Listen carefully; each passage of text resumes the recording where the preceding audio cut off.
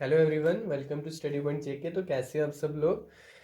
तो आज ही हमारी सेकंड क्लास है। फर्स्ट क्लास हमने इंट्रोडक्शन में कवर कर ली थी। तो मेरी आप सबसे रिक्वेस्ट है, आप सबको तो पता ही है हमने ये टाइपिंग क्लासेस स्टार्ट की हैं। तो मेरी आप सबसे रिक्वेस्ट है, पहले आप टाइपिंग क्लासेस की वो इंट्रोडक्शन क्लास देख लें, क्योंकि उसमें बहुत इंपॉर्टेंट क्वेरीज पे बात की थी। तो आज उन क्वेरीज पे बात नहीं होगी, आज क्लास ही स्टार्ट होगी सीधा। तो पहले आप सबको उन चीज़ों का पता होना चाहिए। किसी का एक्सपीरियंस वहाँ पे शेयर है, मेरा खुद का ही है, तो आप प्लीज़ वो देख लें। तो उसके बाद मैं बात कर लूँ कि जो आपके सामने ये कीबोर्ड मैंने रखा हुआ है, तो इसको रखने का रीज़न ये है कि मैं आपको किसी लिखे हुए से पढ़ाऊँ, मुझे उससे ज़्यादा अच्छा लगा कि मैं आपको प्रैक्टिकली चीज़ें करके बताऊँ। ठीक है। तो इसलिए चीज़ों को यहाँ पे प्रैक्टिकली करके बताऊँगा मैं। तो मुझे ये ज़्यादा अच्छा लगा, तो इसलिए मैंने ऐसा फॉर्मेट तैयार किया हुआ है। तो स्टार्ट करने से पहले कुछ चीज़ों का आप सबको पता होना चाहिए, क्योंकि वो मेरी मिस्टेक्स थी। तो वो सब मेरी मिस्टेक्स थी, तो मैं आप सबको बताऊंगा वो अवॉइड कैसे करनी है। ओके। तो बात करते हैं सबसे पहले। तो मैं सबसे पहले आपको ये बता दूं कि आपकी जो सीटिंग पोजीशन होगी वो बहुत मैटर करेगी। इसलिए आप एक प्रॉपर वे में बैठ जाओ। सबसे पहले बैठना पड़ेगा आपको, क्योंकि अगर आपको टाइपिंग करनी है तो सबसे पहले आपको एक प्रॉपर सीटिंग पोजीशन ऐसी बनानी पड़ेगी कि हाँ आप टाइपिंग ही कर रहे हो। बॉडी को भी बताना पड़ेगा यस यू आर टाइपिंग।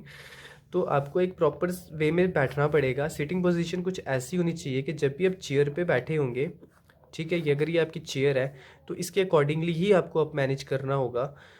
आपको अपनी स्पाइन बिल्कुल बेंड नहीं करनी है, आपको अपनी स्पाइन बिल्कुल स्ट्रेट रखनी है। तो लेग्स की पोजीशन इसके अकॉर्डिंग ही रख लेना। Okay.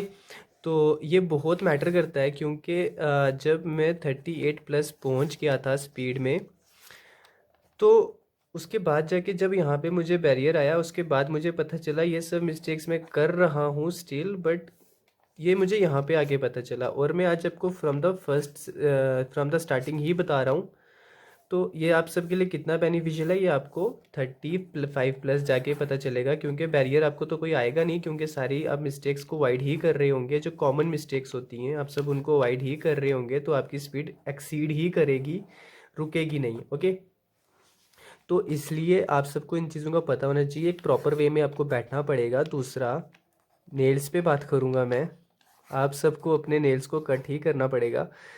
Cut in the sense कि आपको छोटे ही रखने पड़ेंगे, कि आपकी जो स्किन होगी वो पहले स्ट्राइक करे, ना कि आपका नेल स्ट्राइक करे। क्योंकि अगर नेल की पे स्ट्राइक करेगा तो की से हमारी फिंगर स्लिप हो सकती है। अगर स्किन स्ट्राइक करेगी तो जो हमारी जिस भी की को हमने स्ट्राइक किया होगा तो वो वहीं पे रहेगी। ओके। तो आपको ये करके ही पता चलेगा, आपको अपने नेल को भी कट करना होगा।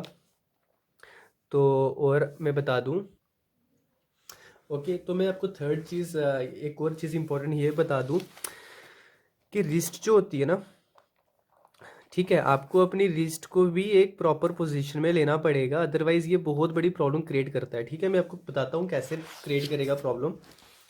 एक्चुअली क्या होता है कि जब हम अपनी रिस्ट को, एक सेकंड में थोड़ा सा एडजस्टमेंट कर लेता हूँ।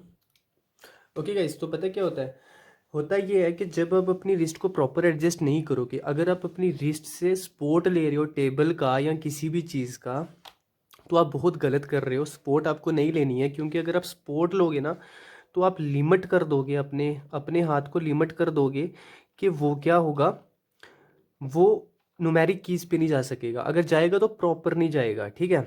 अगर आप पीछे के लिए सपोर्ट कर रहे हो तो ऊपर आपको जाने में प्रॉब्लम आएगी। तो RE जैसे आप देख रहे हो कि ये भी प्रेस होने के चांसेस बढ़ जाते हैं, एक्यूरेसी हमारी कम हो जाएगी। ठीक है। पीछे को सपोर्ट लोगे तो ये प्रॉब्लम आएगी। अगर आप आगे को लेते हो, ठीक है, अगर आप बोलोगे कि यार ऐसे सपोर्ट ले लेते हैं तो इसमें क्या है, न्यूमेरिक आराम से है। जब ये आराम से है ना, तो आपको नीचे वाली कीज भी तो प्रेस करनी है ना।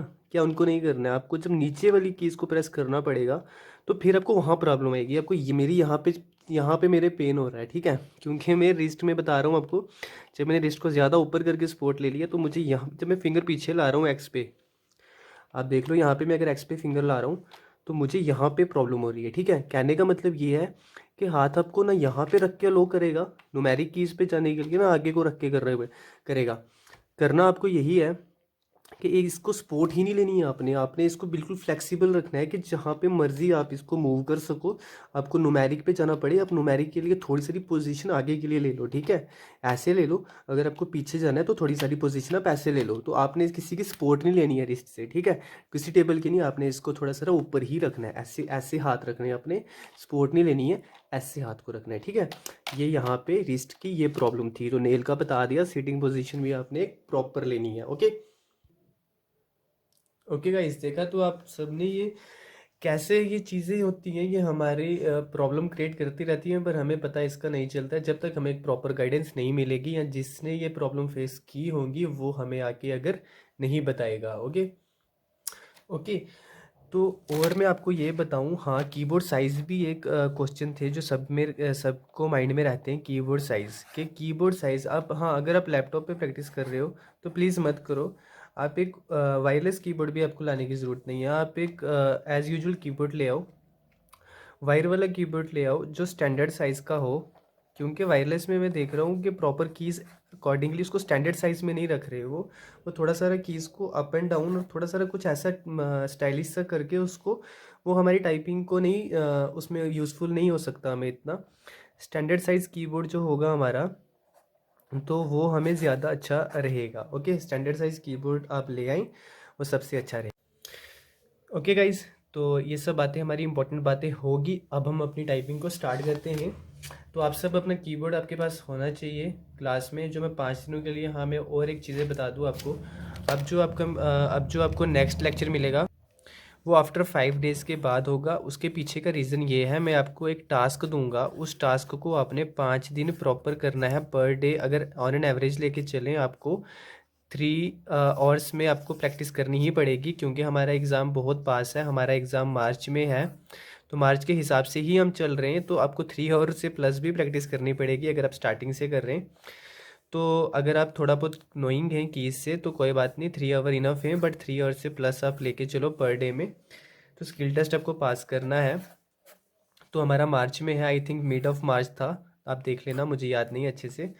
तो उसमें उसके लिए जो हम प्रैक्टिस कर रहे हैं, तो इसलिए आपको मान के चलना है कि आपको, हाँ, मैं आपको 5 डेज़ का गैप रखूँगा। 5 डेज़ में आपने जो टास्क मिलेगा उसको प्रॉपर प्रैक्टिस करना है और बहुत अच्छे से करना है। जब मैं 5 डेज़ के बाद आऊँ आपको वो टास्क में, आप अच्छे से आपको आगे आओ, ठीक है। तो फिर हम नेक्स्ट पे बात करेंगे।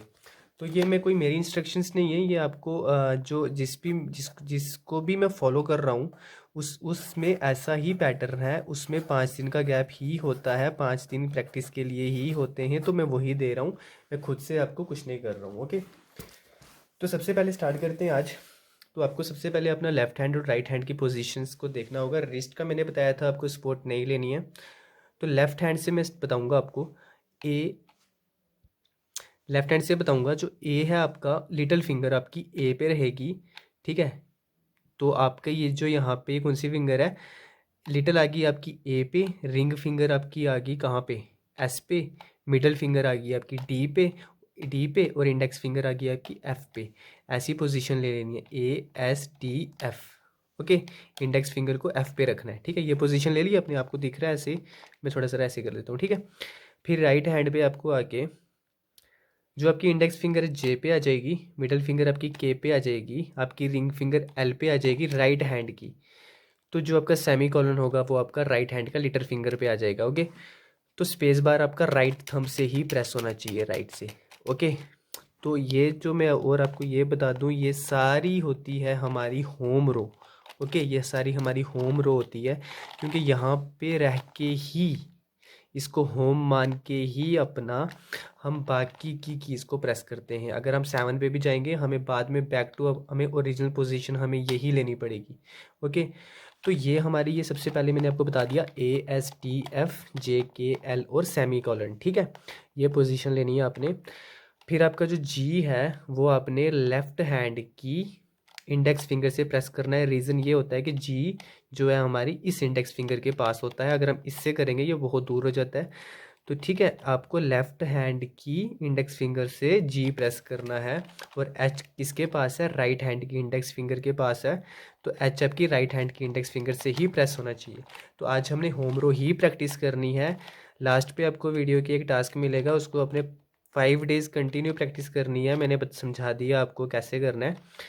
तो 5 डेज़ के बाद ही अब आपको नया टास्क मिलेगा, फिर फर्दर 5 डेज़ के लिए होगा। ऐसे हमने ये सारी कीज़ को टच करना है, फिर अपर पे जाना है, शिफ्ट पे आना है, ठीक है। तो आज जो आपको करना है, आपको होम रो की ASTF JKL और सेमीकोलन को प्रैक्टिस करना है, इंक्लूडिंग G और H, ठीक है। तो जो आपको टास्क मिलेगा आपको बस उसको कंटिन्यू प्रैक्टिस करते रहना है, ASTF JKL और सेमीकोलन, ओके। तो G और H को भी इंक्लूड करके। तो आज की वीडियो में इतना ही था। 5 डेज़ का गैप रख रहा हूँ, टास्क दूंगा उसको अपने प्रैक्टिस करना है 5 डेज़ के लिए। मेरी इंस्ट्रक्शंस नहीं है, मैंने भी फॉलो कर रहा हूँ, एक पैटर्न से फॉलो कर रहा हूँ। तो 1 मंथ या कुछ टाइम के बाद आपको दिखेगा 4 वीडियोस में सारा कीबोर्ड आपका टच हो जाएगा, ओके। तो इसमें इतना ही था। तो ओके गाइज, तो अब हम आपको वो टास्क बता देते हैं। ओके गाइज, तो ये टास्क है जो अब आप देख रहे हो स्क्रीन पे। आपको ये 5 दिनों के लिए प्रैक्टिस करना है। यहाँ पे ऊपर लिखा भी हुआ है 5 दिनों तक का टास्क है। हाँ, यहाँ पे लिखा हुआ है कि 1 घंटा रोज़, पर 1 घंटा आप नहीं कर सकते क्योंकि हमारा टेस्ट मार्च में है, हमें 3 घंटे पर डे करना ही पड़ेगा। 1 घंटा बहुत कम हो जाएगा 24 आवर्स में। तो आपको ये 5 दिनों तक करना है। इसमें आपको करना कुछ ऐसे है कि ये रैंडम, जैसे यहाँ से स्टार्ट हुआ है ए, आपको ऐसे ही सीक्वेंस में मान के चलना है कि ये आपके सामने वर्ड्स हैं। इसको पूरा आपने ऐसे ही प्रैक्टिस करना है, जी एच, क्योंकि ये जिसने जिस फॉर्मेट में बनाए हैं ये कुछ समझ के ही बनाए हैं। क्योंकि पहले यहाँ से स्टार्ट करने का रीज़न है कि आपको इन कीज़ पे अच्छा कमांड हो जाएगी, बाद में डी पे कमांड हो जाएगी, आपको फिंगर्स को पता चल जाएगा किसको प्रेस करना है, फिर आप रैंडम कर सकते हो, ठीक है। तो लास्ट पे आके टोटल रैंडम है, ठीक है। तो ये बहुत अकॉर्डिंगली बनाया हुआ होता है, इसको ऐसे मत समझना कि ये ऐसे लिखा हुआ है। तो ये बहुत अच्छे तरह से फॉर्मेट में ये जो भी टाइपिंग करना चाहते हैं उनको कंसिडर करके ही बनाया जाता है। तो आपको ये 5 दिनों के लिए प्रैक्टिस करना है। 5 दिनों के बाद आपको, हाँ मैंने बताया ना कि यहाँ से स्टार्ट करना है पूरा, यहाँ से, कहाँ से, यहाँ से स्टार्ट करना है यहाँ तक, फिर करते रहना है 5 डेज़ तक। आपने प्रॉपर प्रैक्टिस करते रहना है, ओके। तो आप इसका स्क्रीनशॉट ले लो, जैसे भी करते हो आप इसको ले लो। तो आपकी होम रोज़ की जो है, होम रो कीज़, ये आपकी 5 डेज़ के बाद आपको एक आउटपुट दिखेगा। उसके बाद हमें किसी नए पे बात करेंगे, नई कीज़ पे बात करेंगे। तो 4 से 5 वीडियोज़ लगेंगी, तो हमारा सारा कीबोर्ड कंप्लीट हो जाएगा। Okay, bye, thank you.